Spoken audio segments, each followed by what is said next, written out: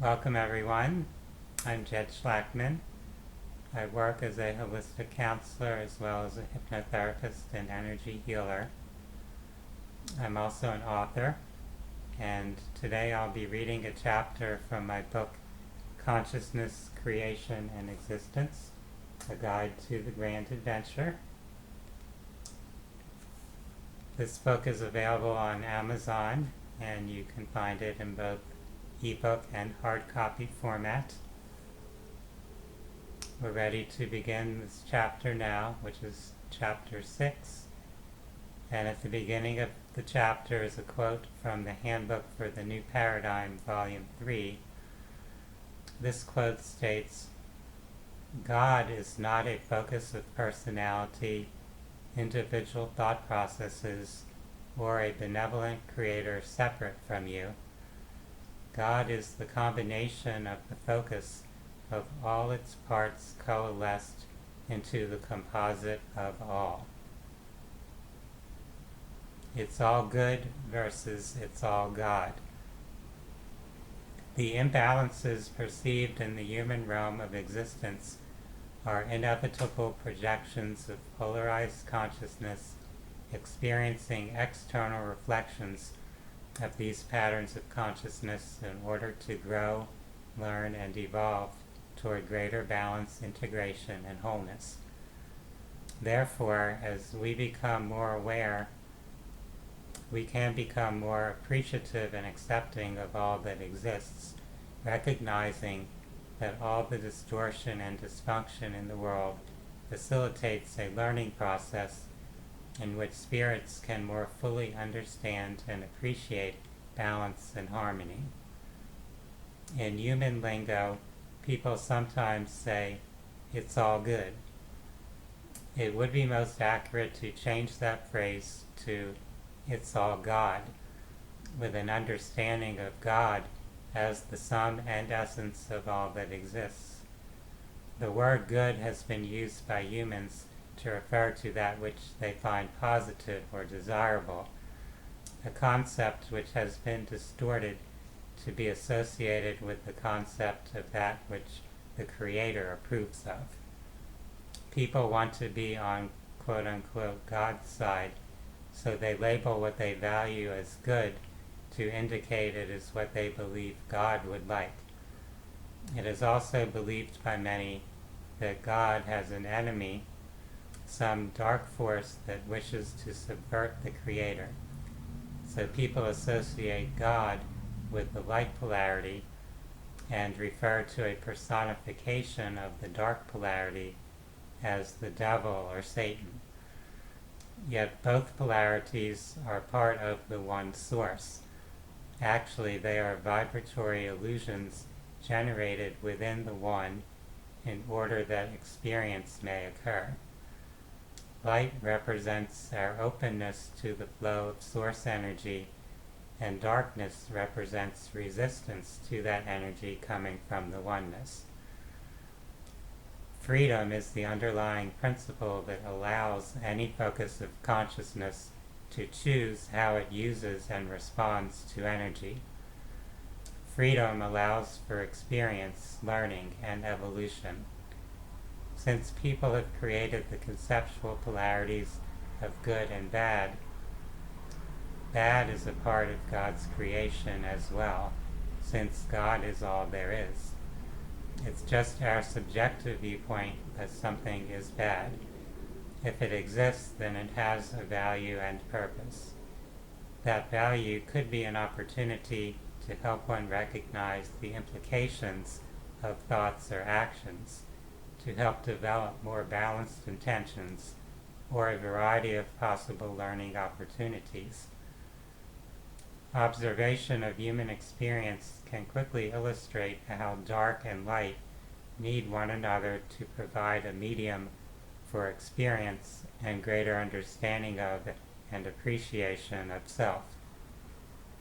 When seemingly tragic events occur, usually involving death, which seems cruel and unfair to those attached to the illusory physical identity, people are often motivated to change their focus in life.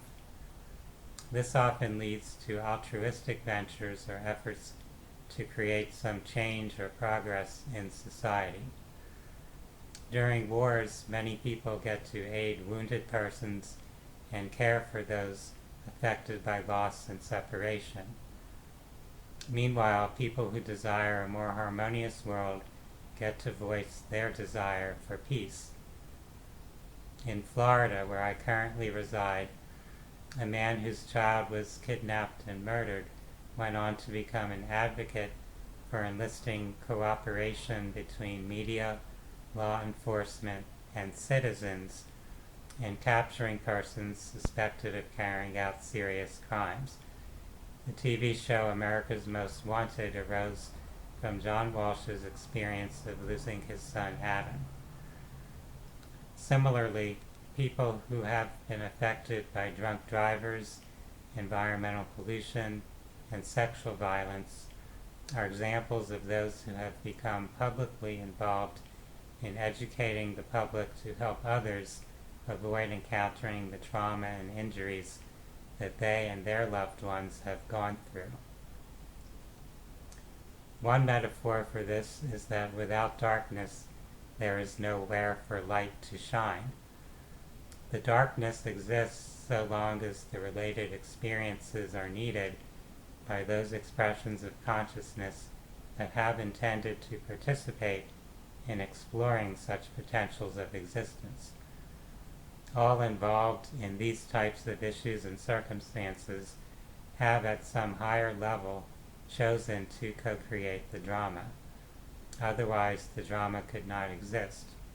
So all is one, and you can appreciate even those who seem vile and totally contrary to your values, for they have conspired with you as sparks of the infinite to create that which you are experiencing. All existence is ultimately synchronistic, and this is related to the principles that will be outlined about how the process of creation occurs. Think of creation as a feedback system and information processing system. Any change in input and information within the system will generate a shift in the system. In a system where separation is actually an illusion and all is one, then the process of movement and change within the system has to be synchronistic. If time is ultimately an illusion, as many physicists have recognized and consciousness research corroborates, then linear cause-effect associations must also be illusory. This is difficult for science that only examines the surface of reality to accept.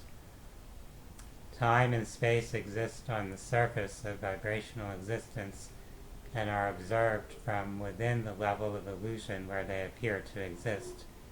From within that context, it can't be directly demonstrated that time and space are just illusions generated to provide a medium for certain types of experience. If your radio is only designed to tune into FM frequencies, then you have no way of knowing or demonstrating that AM stations exist. Science is often trapped in a similar dilemma, in that it operates within a reality that is an illusory creation of deeper layers of reality that are psychoenergetic, consciousness and energy, and can't be measured by material devices. This concludes Chapter 6. Again, the book is Consciousness, Creation, and Existence, A Guide to the Grand Adventure. For those that are interested in spirituality, holistic healing, and related topics, I invite you to visit my website, phinsights.com. That's phinsights.com. For now, I wish each of you a wonderful day. Namaste.